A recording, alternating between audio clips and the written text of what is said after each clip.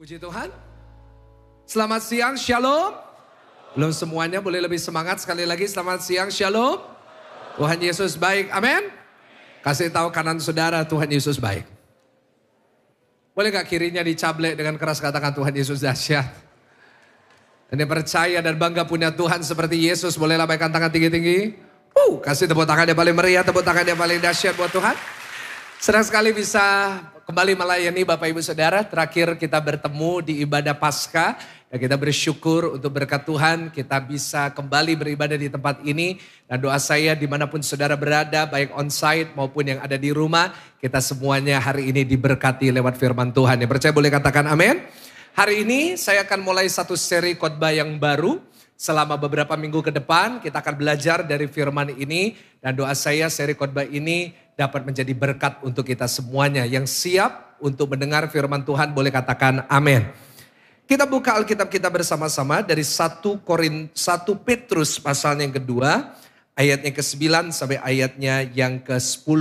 Karena hanya 2 ayat, maka kita hari ini mau baca dengan suara yang keras. 1 Petrus 2 ayat 9 sampai ayat yang ke-10. Sama-sama 1, 2, 3. Ya, tetapi kamulah bangsa yang terpilih, imamat, yang rajani, bangsa yang kudus, umat, kepunyaan Allah sendiri. Supaya kamu memberitakan perbuatan-perbuatan yang besar dari Dia. Yang telah memanggil kamu keluar dari kegelapan kepada terangnya yang ajaib. Ayat 10 sama-sama.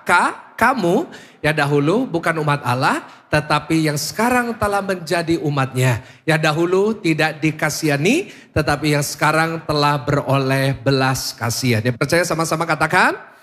Nah, hari ini saya akan mulai satu seri khotbah. Saya beri judul Orang Pilihan yang Berkualitas. Ulangi sama-sama 1, 2, 3 ya. Orang pilihan yang berkualitas. Nah, saya mau tanya sama saudara, bagi saudara yang lebih penting kuantitas atau kualitas?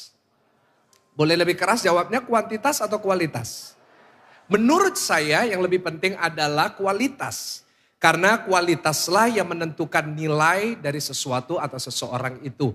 Nah, Bapak Ibu Saudara, contohnya 1 gram emas akan lebih berharga daripada 10 kilo sampah. Kenapa? Karena yang menentukan adalah kualitasnya. Saudara, saya sebagai gembala, saya sangat mengucap syukur kepada Tuhan. Kenapa?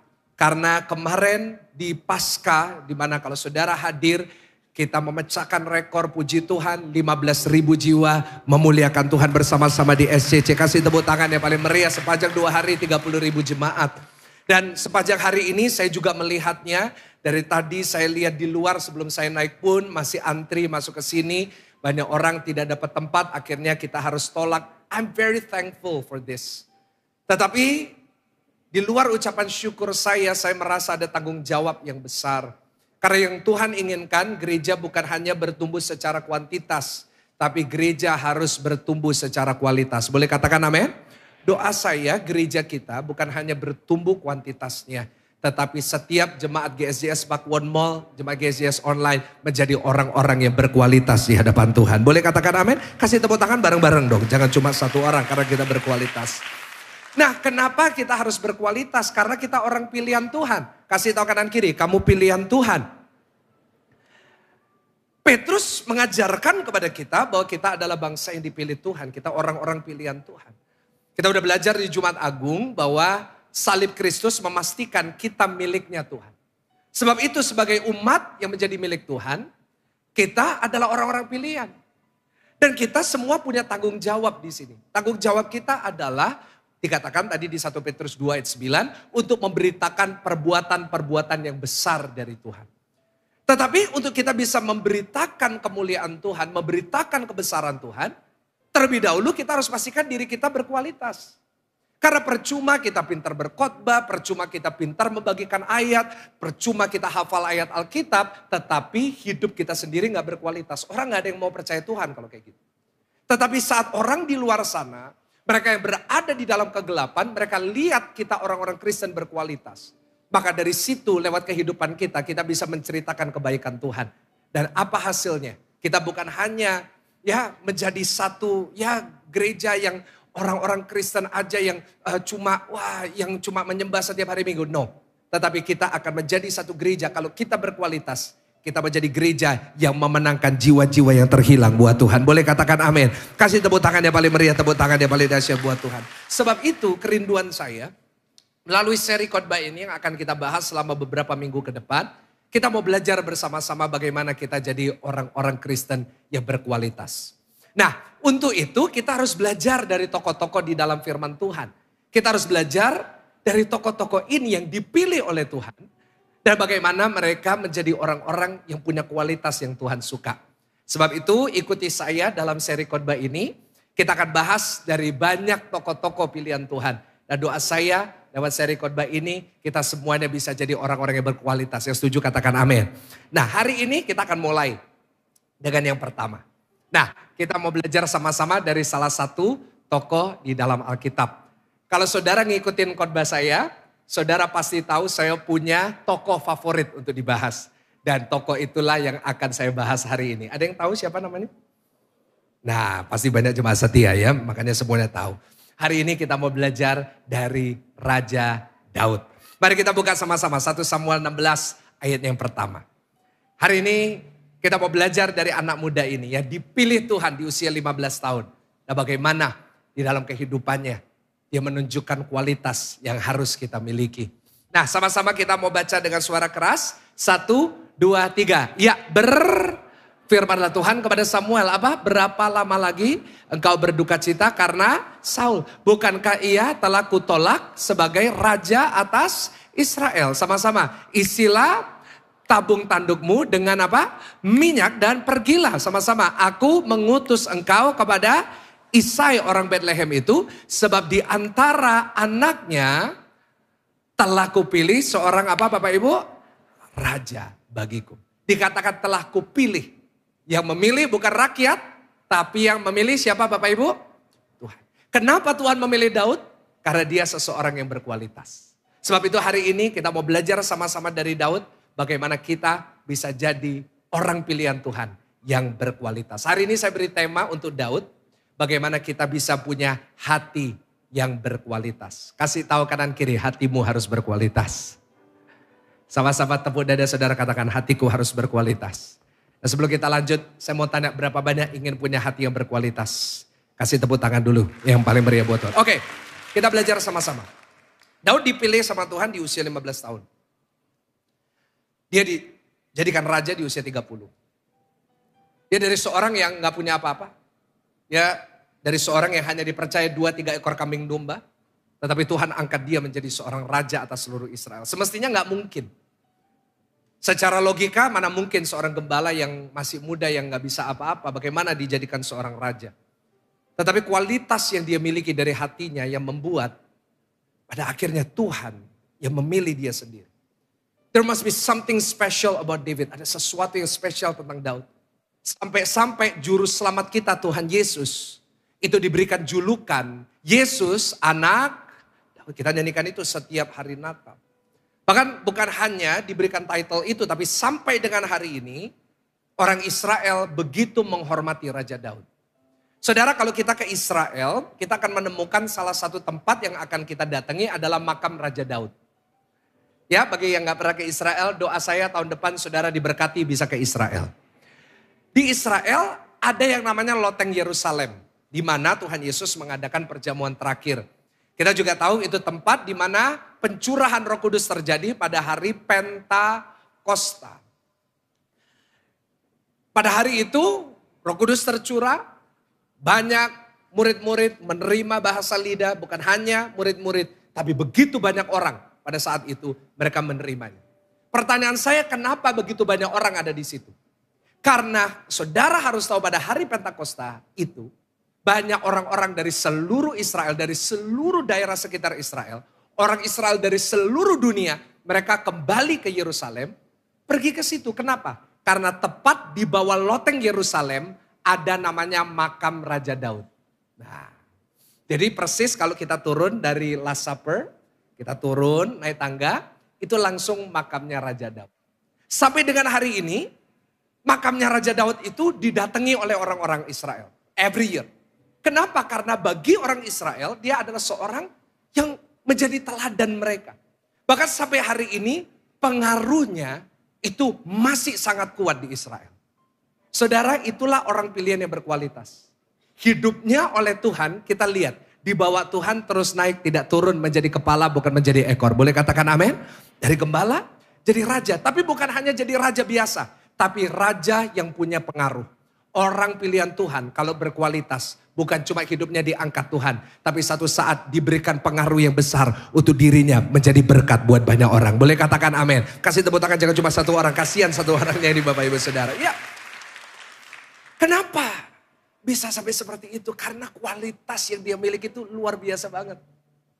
Kita bisa lihat itu dari seluruh ceritanya. Kisah Daud dimulai di 1 Samuel 16. Berakhirnya di 1 Raja-Raja pasal 2. Jadi dari 1 Samuel 16 sampai akhir dari 2 Samuel. Itu ceritanya tentang Daud. Cerita Daud ini benar-benar dikupas secara spesifik. Nah tetapi hari ini kita nggak mungkin bahas semuanya. Saudara, kalau kita bahas seluruh ceritanya Daud, nggak cukup ibadah 1 kali. Bahkan sebulan pun belum tentu cukup. Tetapi untungnya buat kita bisa lihat kualitas Daud dalam satu kejadian. Ada satu peristiwa di satu tempat namanya En-Gedi. Boleh ulangin sama-sama apa? En-Gedi. Peristiwa di En-Gedi ini yang bisa menunjukkan kepada saudara dan saya kualitas seorang pilihan Tuhan. Dan dari sini kita mau belajar sama-sama. Bagaimana kita seperti Daud bisa punya hati yang berkualitas. Di satu tempat namanya Gunung Batu Kambing Hutan. Di satu gua kita bisa lihat kualitasnya seorang Daud. Untuk itu ayo kita mau belajar. Ada 3 pelajaran yang bisa saudara dan saya dapatkan dari Daud. Supaya kita bisa menjadi orang-orang pilihan yang berkualitas. Ayo kita mulai sama-sama. Dari 1 Samuel 24 ayat 1 sampai 12. Kejadiannya terjadi di 1 Samuel pasal 24 ayat 1 sampai 12. Kita akan baca bergantian, saya akan baca ayat 1, saudara 2 dan kita bergantian sampai ayatnya yang ke-11. Demikian firman Tuhan. Ketika Saul pulang sesudah memburu orang Filistin itu, diberitahukanlah kepadanya demikian. Ketahuilah Daud ada di padang gurun En-Gedi. 2. Kemudian mengambil 3.000 orang yang terpilih dari seluruh orang Israel. Lalu pergi mencari Daud dan orang-orangnya di mana? Gunung Batu, Kambing Hutan. Nah, itu yang saya sudah sebut. Multimedia bisa ikuti yang di tengah juga. Ia sampai ke kandang-kandang domba di tepi jalan. Di sana ada goa dan Saul masuk ke dalamnya untuk membuang hajat. Tetapi Daud dan orang-orangnya duduk di bagian belakang goa itu. 4. Lalu berkatalah orang-orangnya kepada siapa? Daud. Telah tiba hari yang dikatakan Tuhan kepadamu. Sesungguhnya apa? Aku menyerahkan musuhmu ke dalam tanganmu. Maka perbuatlah kepadanya apa yang kau pandang baik. Maka Daud bangun lalu memotong punca jubah Saul dengan diam-diam. Kemudian berdebar-debarlah hati Daud karena ia telah memotong punca Saul. 6. Lalu berkatalah ia kepada orang-orangnya, dijauhkan Tuhanlah kiranya daripadaku untuk melakukan hal yang demikian kepada Tuanku. Kepada orang yang diurapi Tuhan, yakni apa? Menjamah dia. Sebab dialah. Dan Daud mencegah orang-orangnya dengan perkataan itu. Ia tidak mengizinkan mereka bangkit menyerang Saul. Sementara itu Saul telah bangun meninggalkan goa itu, hendak melanjutkan perjalanannya. 8. Kemudian bangunlah Daud, ia keluar dari dalam goa itu dan berseru kepada Saul dari belakang. Katanya apa? Tuanku Raja. Saul menoleh ke belakang. Lalu Daud berlutut dengan mukanya ke tanah dan sujud menyembah. Lalu berkatalah Daud kepada Saul, mengapa engkau mendengarkan perkataan orang-orang yang mengatakan, sesungguhnya Daud mengitiatarkan celakamu. Ayat 10, ketahuilah pada hari ini matamu sendiri melihat bahwa apa? Tuhan sekarang menyerahkan engkau ke dalam tanganku dalam gua itu. Ada orang yang telah menyuruh aku membunuh engkau, tetapi apa?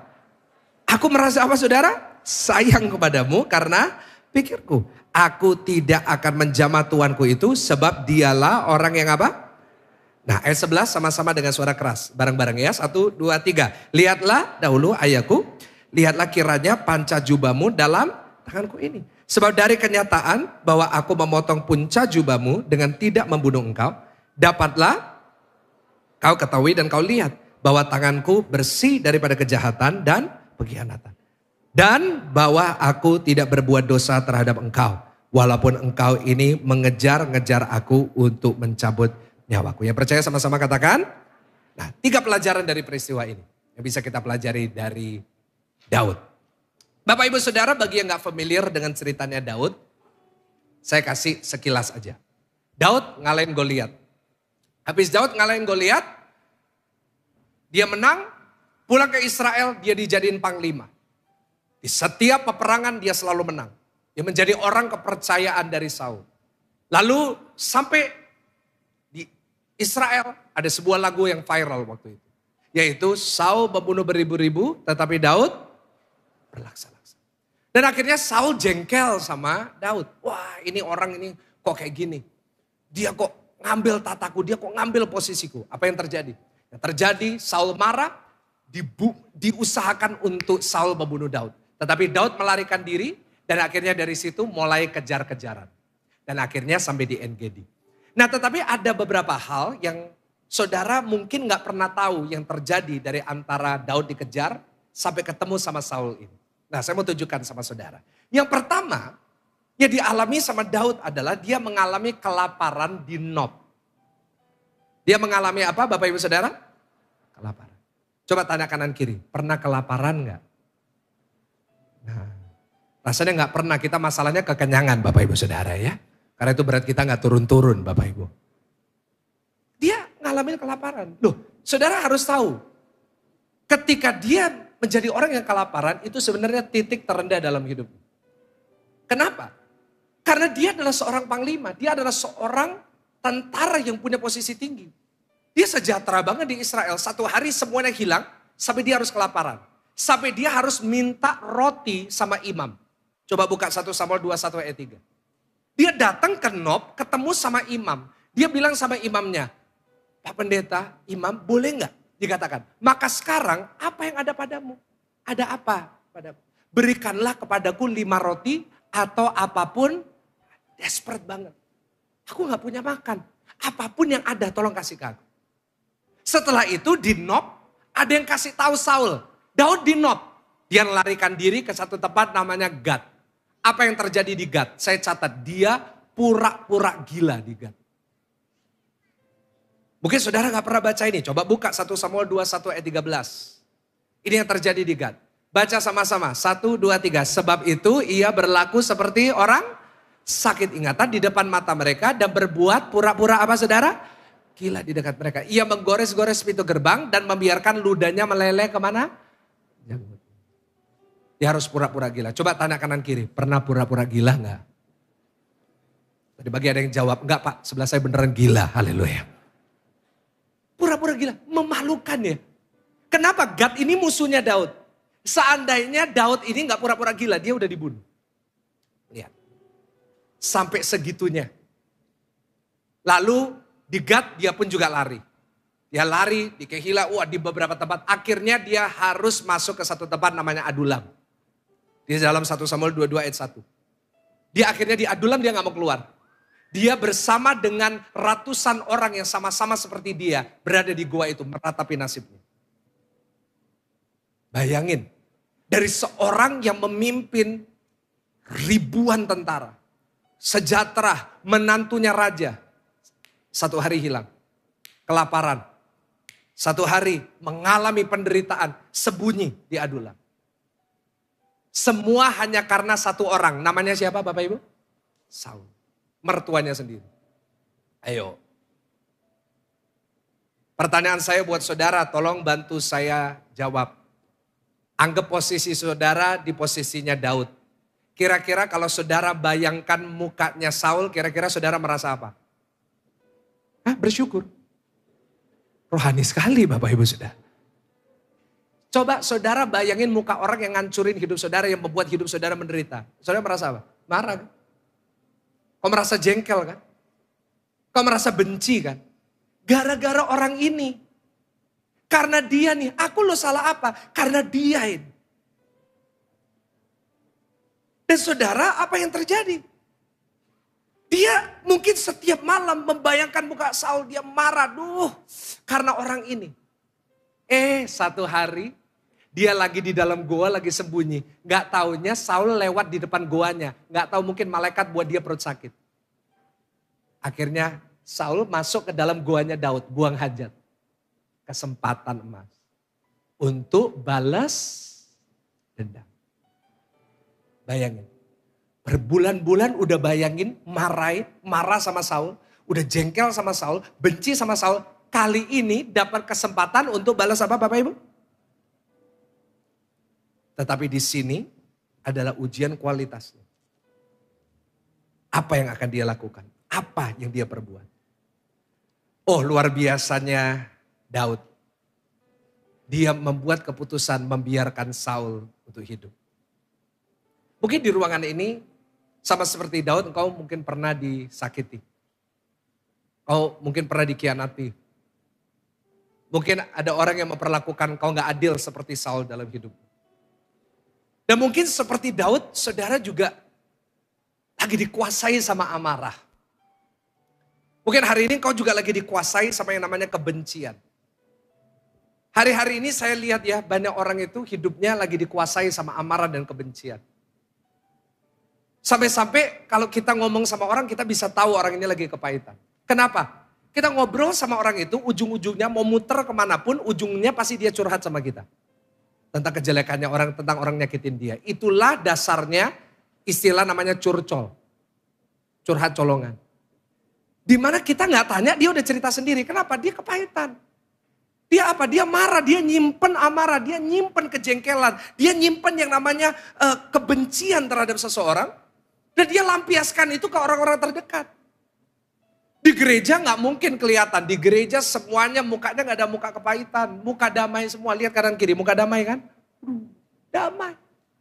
Tetapi kelihatannya waktu di rumah. Suami dimarahin. Istri dimarahin. Anak dimarahin. Suami marahin istri. Istri marahin anak. Anak marahin pembantu. Pembantu marahin beleki. Kita ngalamin itu kenapa? Karena itu baru dilampiaskan kepada orang-orang terdekat. Kenapa? Dikuasai hidupnya sama kebencian. Ayo, kalau saudara bilang sama saya, Pak saya lagi marah, saya lagi benci. Saudara gak mungkin lebih marah dan lebih benci daripada Daud. Karena Saul menghancurkan hidupnya Daud. Dan seandainya hari itu Daud membiarkan amarah dan kebencian menang, dia pasti udah bunuh tuh. Dia pasti udah penggal kepalanya Saul, tetapi untungnya dia punya kualitas yang luar biasa. Hari itu dia tidak membiarkan amarah dan kebencian menang. Hari itu dia membuat satu keputusan untuk dia melepaskan pengampunan. Dia ngelepasin, dia let go. Saudara, itulah pelajaran pertama yang perlu kita pelajari untuk menjadi orang pilihan yang berkualitas. Daud bisa balas, tetapi dia pilih melepaskan. Sebab itu pelajaran yang pertama catat baik-baik. Kalau engkau ingin menjadi orang pilihan yang berkualitas, catat. Kita harus belajar untuk melepaskan. Ulangin sama-sama 1, 2, 3. Belajar untuk apa Bapak Ibu? Belajar, learn to let go. Kasih tahu kanan kiri, lepaskan, lepaskan. Coba. Boleh gak praktek? Pegang dada saudara katakan lepaskan, lepaskan. Yang mau melepaskan boleh gak kasih tepuk tangan dulu yang paling meriah, tepuk tangan yang paling dahsyat. You have to learn to let go.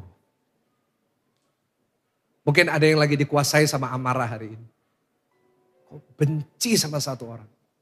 Kau benci sama orang tuamu. Kau benci dengan mertuamu. Kau benci dengan saudaramu. Boleh gak belajar dari Daud? Lepaskan. Let go.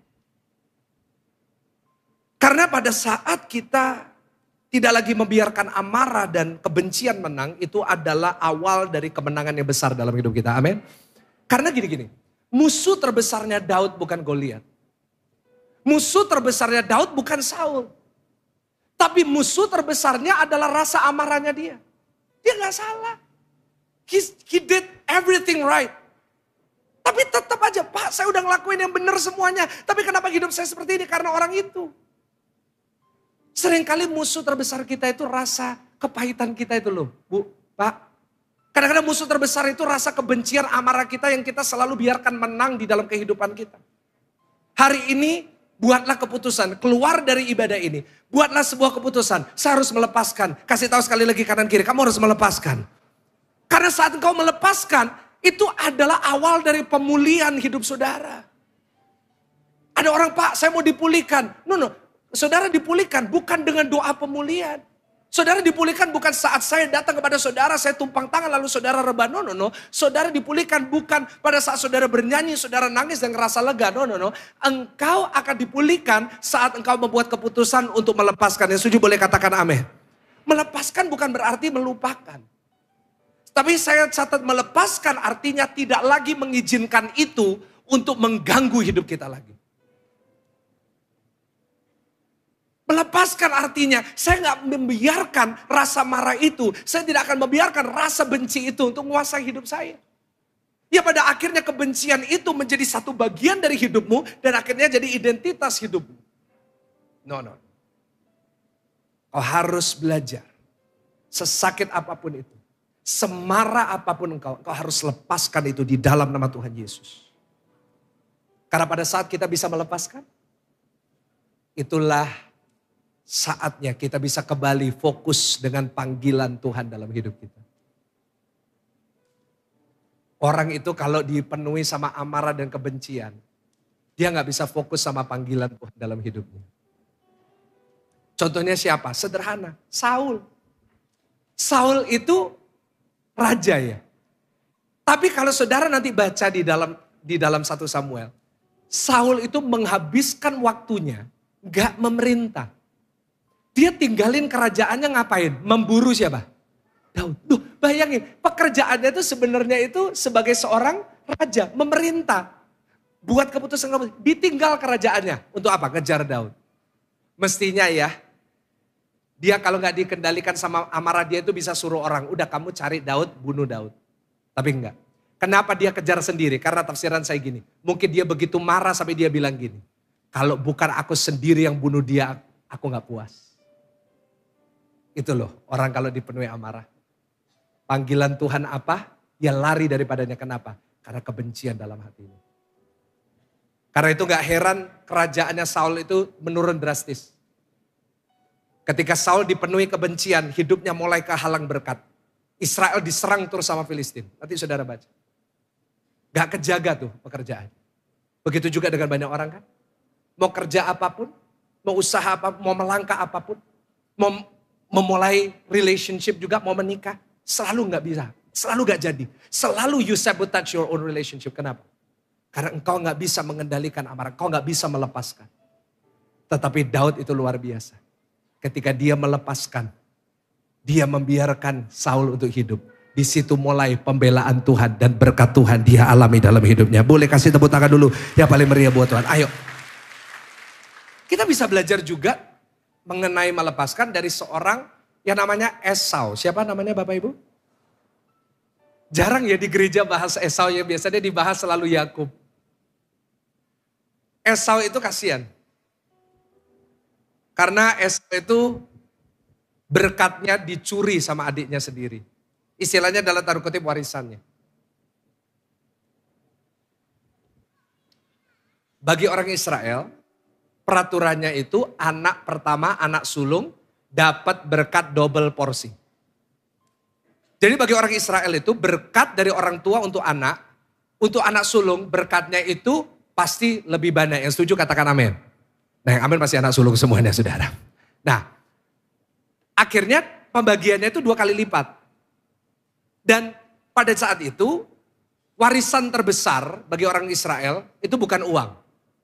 Beda sama sekarang. Sekarang semua mikirnya duit terus. Zaman dulu tuh warisan terbesarnya itu berkat orang tua. Jadi orang tua doain anaknya.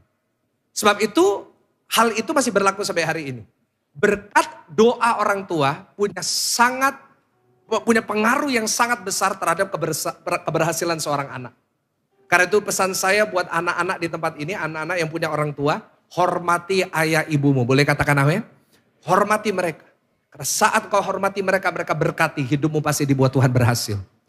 Orang tua juga belajar, kau harus memberkati anakmu, jangan dikutukin anaknya terus. Karena apa yang kau katakan punya kuasa besar terhadap anak-anakmu. Nah, jadi satu saat Ishak itu udah mau mati. Dia mau ngucapin berkat. Dia mau panggil Esau dulu. Ya panggil, akhirnya Esau dipanggil.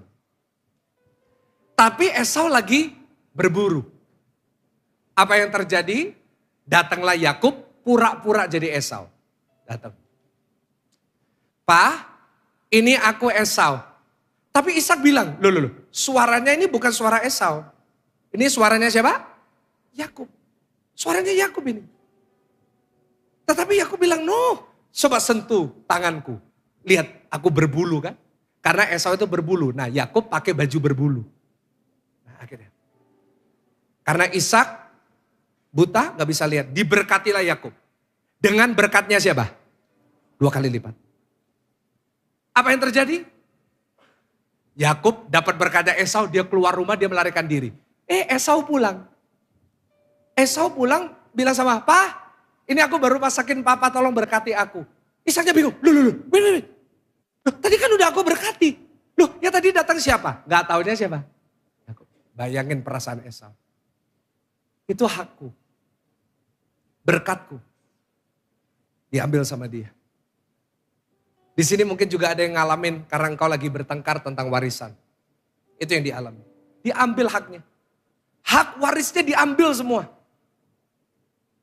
Dan apa yang terjadi? Fast forward. Akhirnya Esau bertemu dengan Yakub. Dan Yakub gak bisa melarikan diri. Karena Esau tentaranya besar. Pertanyaan saya, tolong bantu saya jawab. Kalau saudara jadi Esau, Yakub diapain? Pak, saya jadiin sup kacang merah, Pak. Saya hancurin dia, saya bunuh dia, saya masak dia kalau perlu. Yang ngambil hak saya. Apa yang terjadi? Kita gak pernah tahu kan cerita itu. Coba buka, Kejadian 33. Ayat 1 sampai 9. Coba. Kejadian 33 ayat 1 sampai 9. Ini adalah satu peristiwa yang mungkin saudara gak pernah baca sebelumnya. Saya tunjukkan sama saudara. Yakub pun melayangkan pandangnya, lalu dilihatnya Esau datang dengan diiringi 400 orang. Maka diserahkannya sebagai anak-anak itu kepada Lea. Ingat Yakub punya 2 istri, siapa saudara? Lea dan sebagian kepada Rahel serta kepada kedua budak perempuan itu. Ia menempatkan budak perempuan itu beserta anak-anak mereka di muka, Lea beserta anak-anaknya di belakang, Rahel beserta Yusuf di belakang sekali. Jadi dibuat ada 3 barisan. Barisan pertama budak-budak. Barisan kedua Lea, istri yang agak kurang cantik. Yang cantik ditaruh di belakang saudara. Ini agak gak fair ya Bapak Ibu saudara ya. Supaya kalau dibunuh duluan yang jelek saudara. Lalu ya tersisa yang di belakang. Nah lihat ayat yang keempat. Tetapi Esau, ayat 3. Dan ia sendiri berjalan di depan mereka. Dan ia sujud sampai ke tanah 7 kali hingga sampai ke dekat kakaknya itu. Kenapa? Takut. Waduh. Kalau aku dibunuh gimana? Perhatikan, tetapi Esau berlari mendapatkan dia, didekapnya dia, dipeluk lehernya dan dicium dia, lalu bertangis-tangis sana mereka. Kemudian Esau melayangkan pandangnya, dilihatnya perempuan-perempuan dan anak-anak itu. Lalu ia bertanya, siapakah orang-orang yang beserta engkau itu? Jawab Yakub, anak-anak yang telah dikaruniakan Allah kepada hambamu ini. Sesudah itu mendekatlah budak-budak perempuan itu beserta anak-anaknya, lalu mereka sujud. Mendekatlah juga Lea beserta anaknya, mereka sujud. Kemudian mendekatlah Yusuf dan Rahel dan mereka sujud. Berkatalah Esau, apa maksudmu dengan seluruh pasukan yang telah bertemu dengan aku? Jawabnya, untuk mendapat kasih Tuanku. Coba baca ayat 9 sama-sama dengan suara keras. 1, 2, 3. Ya, tetapi, kata Esau sama-sama, tetapi kata Esau sama-sama apa? Aku sudah mempunyai apa saudara? Banyak adikku. Peganglah apa yang ada padamu. Plot twist. Karena seharusnya Esau marah. Seandainya dia nyimpen amarah selama berpuluh-puluh tahun dia bisa marah. Tetapi satu hal yang bagus tentang Esau. Dia gak nyimpen marahnya. Dia gak nyimpen kepahitan kebencian terhadap Yakub yang mengambil apa yang menjadi miliknya. Dia peluk, dia bilang, aku juga sudah diberkati. Kamu gak usah kasih aku apa-apa. Lihat Bapak Ibu. Orang itu kalau hidupnya dia gak nyimpen amarah. Gak nyimpen kebencian. Apa yang sudah hilang daripadanya, Tuhan pasti kembalikan dengan berlipat kali ganda. Pesan saya buat saudara. Seandainya engkau diperlakukan gak adil. Seandainya ada orang yang nyakitin engkau. Saya catat, jangan biarkan kebencian mencuri berkatmu. Kadang-kadang kebencian bisa menjadi penghalang berkat dalam hidup. Tapi hari ini kita sepakat sama-sama sebagai satu gereja. Kita nggak mau lagi dikuasai oleh kebencian dan amarah. Tapi hari ini kita mau membuat satu keputusan. Aku mau melepaskan.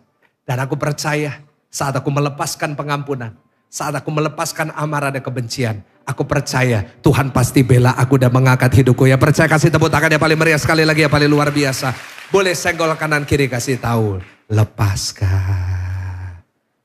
Ya, sekarang yang kedua. 1 Samuel 24 ayat yang ke-11. 1 Samuel 24 ayat 11. Ayo. Saya akan bacakan buat saudara. 1 Samuel 24 ayat 11. Lihatlah dahulu ayahku, ayat 11, mohon maaf. Lihatlah dahulu ayahku, boleh multimedia bisa ikutin. Nah, lihatlah dahulu ayahku, lihatlah kiranya punca jubahmu dalam tanganku ini. Sebab dari kenyataan bahwa aku memotong punca jubahmu dengan tidak membunuh engkau. Dapatlah kau ketahui dan kau lihat bahwa tanganku bersih daripada kejahatan dan pengkhianatan. Dan bahwa aku tidak berbuat dosa terhadap engkau walaupun engkau ini mengejar-ngejar aku untuk mencabut nyawaku. Jadi lihat di sini. Dia bukan cuma melepaskan tapi dia berkata, aku gak akan membunuh kamu, aku gak mau berbuat dosa terhadap kamu. Dia udah sempat motong jubahnya, tapi dia buktiin, ini loh, aku tidak akan berbuat dosa terhadap kamu. Sebenarnya ini nunjukin keputusannya Daud. Dia memutuskan, I will not kill Saul. Itu bukan keputusan yang mudah, kenapa? Saya mau bawa saudara melihat proses pembuatan keputusannya Daud. Multimedia tampilin. Keputusan Daud ada 2 di situ. Ada 2 senario yang dia bisa pilih. Keputusan pertama adalah dia akan membunuh Saul. Kira-kira nih, kalau Daud memutuskan aku mau bunuh Saul, apa yang terjadi? Tampilin multimedia. Semuanya tampilin gak apa-apa. 1, waktu dia bunuh Saul dia gak dikejar lagi. Setuju sama saya ya? Udah selesai gak ada yang ngejar. Yang kedua, dia bisa pulang. Udah lama gak ketemu istri anak, udah lama gak ketemu orang tua, bisa pulang. Dan yang ketiga otomatis waktu dia bunuh Saul dia jadi raja. Itu senario 1, dia bunuh. Keputusan 2 adalah gak dibunuh, dilepasin. Konsekuensinya apa? Yang pertama Saul akan tetap ngejar, dia gak bisa pulang, dan dia kehilangan tata. Dia gak jadi raja lagi. 2 keputusan ini. Saya simpulkan lebih simpel lagi. Keputusan 1 dengan dia membunuh Saul itu memuaskan nafsunya. Tapi salah. Muasin nafsu gak balas dendam itu?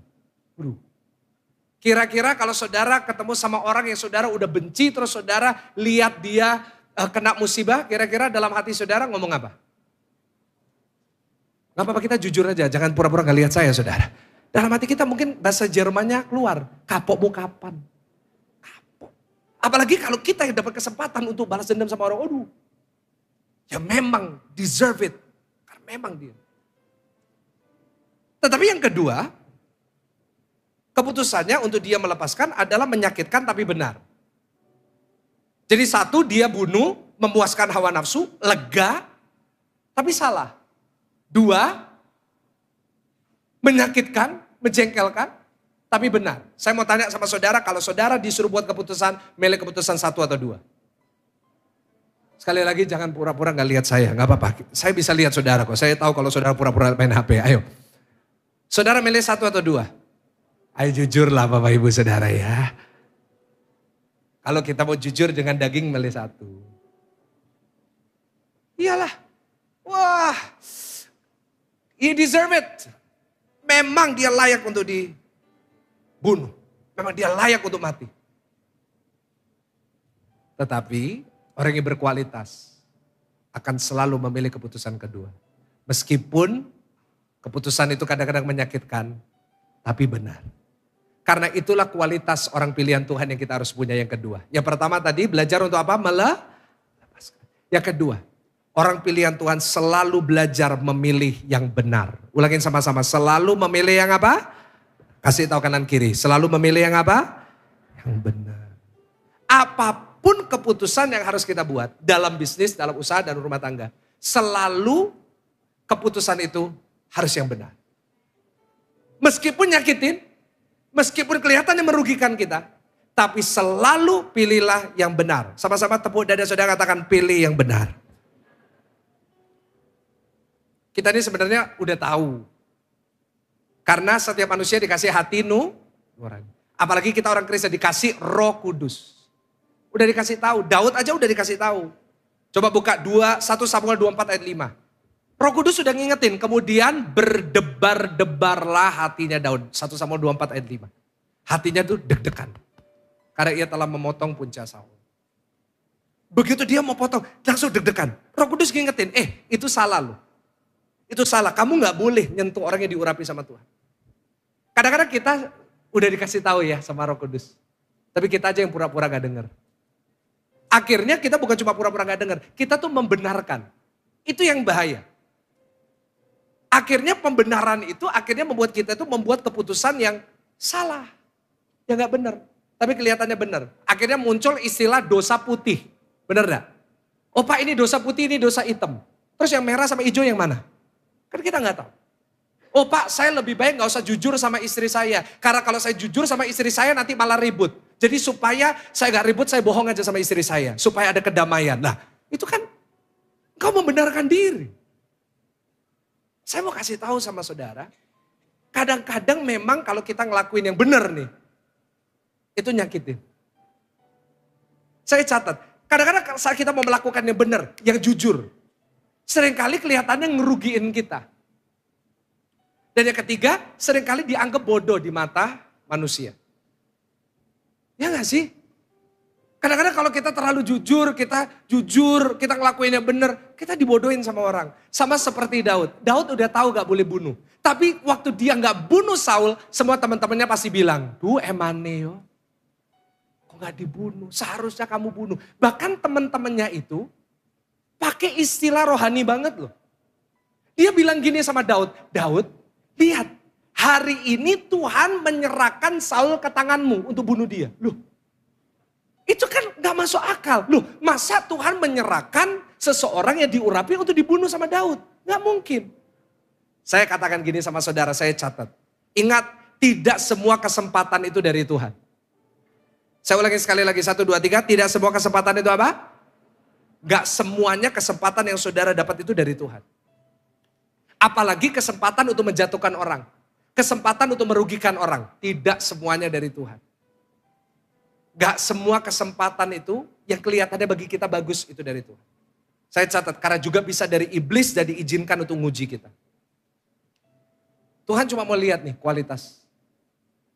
Ini mau benar atau enggak? Saya pernah ditanya sama seorang jemaat. Saya di rumah ini, listriknya kan besar Pak. Nah saya dikasih opsi nih. Saya bisa bayar seharusnya. Atau saya bisa nembak, bayarnya fix, mau pakainya bebas. Apa yang harus saya buat? Saya bilang sama jemaat ini. Memang kalau kamu bebaskan, bayarnya murah, pakai bebas. Itu menyenangkan buat kamu. Tapi benar enggak? Iya enggak benar, itu bohong. Tetap pilihlah yang benar. Enggak ada yang amin, ya udah enggak apa-apa Bapak Ibu Saudara. Kadang-kadang kita ngerasa kayak enggak apa-apa lah. Itu kan cuma hal kecil. No. Itu diuji sama Tuhan dari hal kecil. Ini orang mau lakuin yang benar gak? Ini orang mau jujur gak? Karena Tuhan mencari orang-orang yang tepat, yang berkualitas. Bukan orang yang kelihatannya hebat, enggak. Karena itu Tuhan gak pilih Eliab. Karena itu Tuhan gak pilih yang lain. Tuhan pilihnya Daud. Karena dia bisa membuat keputusan yang benar. Hari ini doa saya, apapun keputusan saudara dalam bisnis, dalam usaha, rumah tangga, pelayanan, apapun itu. Pastikan setiap keputusan kita selalu pilih yang benar meskipun itu menyakitkan. Boleh katakan amin? Boleh kasih tepuk tangan kalau saudara mau melakukan itu. Saya pun juga diuji dalam itu. Beberapa saat yang lalu kita beli alat audio untuk gereja kita.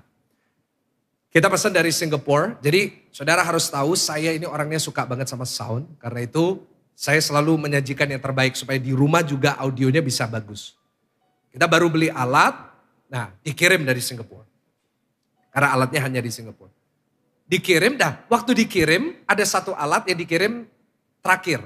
Karena pesannya lama. Nah, waktu barangnya itu dikirim ke Surabaya, udah sampai di Surabaya, kita buka gak taunya barangnya itu salah. Nah, tapi salahnya itu sebenarnya nguntungin kita. Kenapa? Karena yang dikirim itu lebih mahal daripada yang kita beli. Nah, yang kita beli itu harganya 12 juta. Dikirimlah barang harganya 50 juta. Mata saudara langsung mendelik, lu NHE. Nah, pertanyaan saya buat saudara. Kalau saudara jadi saya, saudara ngomong atau enggak? Yang bener gocap loh. Ngocap becap tiao loh. Dan saya tunggu. Mungkin dia salah kirim, nanti dia tagih. Saya nunggu berhari-hari. Dia kebenaran salah kirim, salah pesan. Saya pesannya 12, saya udah bayar 12 juta. Dikirimnya 50, gak ditagih. Waduh, dalam pikiran saya. Mestinya nih, kalau mau di pembenaran nih. Ini berkat Tuhan. Ayo kadang-kadang kan gitu toh. Kita nemu uang di jalan, berkat Tuhan, penyediaan Tuhan. Padahal orang nangis. Bisa aja saya ngomong gini. Kan yang punya perusahaan udah kaya. Kita kan gereja membutuhkan untuk kemuliaan nama Tuhan. Apa yang saya lakukan? 50 juta. Bedanya 40 juta loh Bapak Ibu. 40 juta loh. Gak ditagih. Saya anggap aja misalnya saya diem. Kita bisa pakai gak ditagih. Ayo, apa yang saya lakukan? Saya bilang sama Ko Glenn, saya bilang sama tim. Udah, kasih tahu mereka salah kirim. Itu yang benar. Di WA, salah kirim. Orang Singapura dia bilang, oh ya, sorry we make a mistake. We're so sorry. Terus dia berkata, okay, because we make a mistake. Kira-kira dia ngomong apa? Because we make the mistake, karena kita yang salah. Apa yang dia kasih ke kita? Pasti orang Surabaya ngomong, gratis Pak Pendeta, puji Tuhan. Itu otaknya Surabaya, Bapak Ibu Saudara. Ini orang Singapura, Sincapo. Because we make a mistake, can you please pay the rest of the money? Boleh gak dilunasi aja 40 juta? Saya dalam hati, aduh. Tapi saya tanya, perlu gak barangnya? Memang kita perlu, bisa lebih enak. Nanti khotbahnya bisa lebih enak. Oke. Apa kita bayar ya? Tapi coba kita bilang sama dia. Kita minta tolong, kan kita memang gak berbudget untuk itu. Boleh gak ditolong? Akhirnya kita reach out, kita diskusi, dan akhirnya hasilnya puji Tuhan, kita dikasih diskon 50%. Kasih tepuk tangan yang paling meriah, tepuk tangan. Dan karena diskon ini, alat ini 50 juta, kita coba bayar 25 juta. Paling murah di seluruh dunia. Dalam sejarah penjualan alat ini, tidak pernah ada satupun manusia yang mendapat harga 25 juta. Ya, jadi gini, orang kalau lihat anak kecil aja ngerti amin, ya kan? Amin, amin. Gini, orang kalau jujur, orang kalau ngelakuinnya benar, kita mungkin kelihatannya rugi di awal. Tapi lihatlah, nanti ada cara Tuhan untuk menyediakan dan memberkati kita dengan cara yang luar biasa. Kasih tepuk tangan yang paling meriah. Yang ketiga, pemain musik silakan naik. 1 Samuel 24 ayat 21 sampai 22. Ya, jadi yang pertama kita udah belajar untuk apa? Yang kedua, belajar untuk selalu membuat keputusan yang benar. Jadi lakuin aja yang benar, lurus aja. Nanti kita dibuat beruntung sama Tuhan. Yang ketiga, 1 Samuel 24 ayat 21 sampai 22. Jadi udah selesai nih, udah dilepaskan nih. Oke. Dikatakan, sama-sama kita baca yuk. 1, 2, 3. Oleh sebab itu, apa saudara? Bersumpahlah kepadaku demi Tuhan, bahwa engkau tidak akan melenyapkan keturunanku dan tidak akan menghapuskan namaku dari... Ini sebenarnya kalau kita baca ayat 21 ini, yang namanya Saul ini agak keterlaluan ya. Dia yang nyerang Daud, terus Daud melepaskan dia, terus dia suruh Daud jangan nyakitin keluarganya. Ini kan bucingli banget saudara. Tolong jangan serang aku ya. Kamu dan luputin aku, tolong jangan ngelakuin apa-apa sama aku dan keturunanku. Karena Saul itu punya banyak anak dan banyak cucu. Jangan nyakitin keluargaku ya. Di ayat 22 lihat reaksinya Daud, luar biasa. Baca sama-sama, 1, 2, 3. Lalu apa saudara? Bersumpah. Bersumpah dia bilang, oke, aku akan bersumpah, aku gak akan nyentuh kamu dan keluargamu. Apa yang terjadi? Luar biasa banget. Tuhan bela Daud. Saul hancur, Saul mengalami kejatuhan di dalam kerajaannya. Daud diangkat sama Tuhan. Itu loh, orang kalau bisa melepaskan hidupnya benar sama Tuhan, nanti Tuhan sendiri punya cara untuk mengangkat hidupnya. Ada amin? Kasih tepuk tangan, jangan cuma satu orang, kasihan. Kasih ada, Cak. Hancur, Saul hancur. Dia mati. Yonatan anaknya mati. Semua anaknya mati. Cucunya dihabisin semuanya. Ayo. Lalu Daud diangkat. Daud jadi raja atas seluruh Israel. Lalu satu hari Daud lagi di istana. Daud bilang gini sama pegawainya. Coba carikan buat aku. Masih ada gak keturunannya Saul? Anak atau cucunya masih ada gak? Dicari nih sama pegawainya. Wah, dicari. Nemu satu. Sisa satu keturunannya Saul. Sisa satu. Jadi ceritanya itu Saul dibunuh, Yonatan mati. Anaknya mati semua dibantai. Cucunya dibunuh semua. Sisa satu cucu waktu itu masih bayi.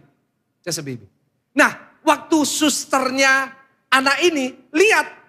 Semua kakak-kakaknya, papa, om-omnya semua dibunuh. Diambil bayi itu dibawa lari. Nah tapi waktu lari, larinya kecepatan. Akhirnya jatuh. Dan akhirnya karena jatuh, jadi lumpuh. Gak bisa jalan. Dan tiba-tiba sisa orang ini. Daud dikasih tahu, Daud, Raja Daud, ada sisa satu, lumpuh. Daud ngomong, oke, aku mau ke rumahnya. Nama anak ini namanya adalah Mephiboset. Dia yang punya hak atas kerajaan itu. Dia putra mahkotanya, bukan Daud. Daud datang ke rumahnya Mephiboset. Mephiboset lumpuh. Mephiboset mau lari pun gak bisa karena lumpuh. Daud datang ke rumahnya. Kira-kira saudara jadi Mephiboset takut atau enggak? Ya pasti kalau secara militer ini dibunuh aja. Sisa satu selesai Saul dan keturunannya. Daud lihat Mephiboset. Mephiboset itu sampai nyembah ke lantai. Dia bilang, aku ini anjing. Kenapa Tuan Raja ke rumahku? Aku ini seekor anjing. What do I mean to you? What are you doing here? Dia sambil takut, dia ngerendahin dirinya. Daud bilang gini. Kamu adalah anaknya Yonatan, anaknya cucunya Saul. Semua yang punyanya papamu, semua ladang, semua properti yang disita dari papamu, aku balikin sama kamu. Dan mulai hari ini kamu anaknya raja. Mulai hari ini kamu gak makan di rumahmu yang sederhana ini. Mulai hari ini aku bawa ke istana. Setiap hari kamu makan sehidangan dengan aku memulihkan kamu. Boleh gak kasih tepuk tangan buat Daud? Keren gak? Keren. Seharusnya itu dibunuh aja udah selesai, tapi enggak. Dia bisa melepaskan, dia melakukan yang benar. Tapi ada sesuatu yang luar biasa. Kenapa dia ngelepasin Mephiboset? Bukan hanya karena dia melepaskan dan dia melakukan yang benar. Tapi karena tadi kita udah baca, dia sudah bersumpah kepada siapa? Kan kita udah baca barusan. Dia bersumpah sama Saul, aku gak akan nyakitin kamu dan keluargamu. Tapi ada satu lagi yang kita gak pernah tahu sebelumnya. Coba kita bangkit berdiri, kita baca ayat terakhir. Kita bangkit berdiri, kita baca ayat terakhir. Ini udah benar-benar terakhir, buktinya saudara udah berdiri. 1 Samuel 20 ayat 15. Baca sama-sama. Jadi konteks ini adalah Yonatan anaknya Saul suruh Daud janji. Karena Yonatan tahu, papaku ini agak lain. Dan aku tahu Daud yang akan jadi raja. Dia padahal putra mahkota, tetapi dia bilang Daud yang akan jadi raja. Dia suruh Daud janji sebelum dia mati. Coba baca sama-sama, 1, 2, 3. Janganlah engkau apa saudara? Memutuskan kasih setiamu terhadap keturunanku sampai selamanya. Dan apabila Tuhan melenyapkan setiap orang dari musuh Daud dari muka bumi. Dia suruh janji, Daud. Kalau nanti kamu jadi raja, musuhmu semua dibasmi. Tolong tunjukkan kasihmu terhadap keluargaku. Jadi Daud ini udah janji sama Yonatan, janji sama sama Saul. Dan dia tepati saat dia nunjukkan kasihnya terhadap Mephiboset. Dari situ saya belajar kualitas yang ketiga. Yaitu Daud seseorang yang bisa dipercaya. Ulangin sama-sama, dia bisa apa? Kasih tahu kanan kiri, bisa dipercaya. Karena orang yang bisa dipercaya dalam perkara kecil, Tuhan percayakan dengan perkara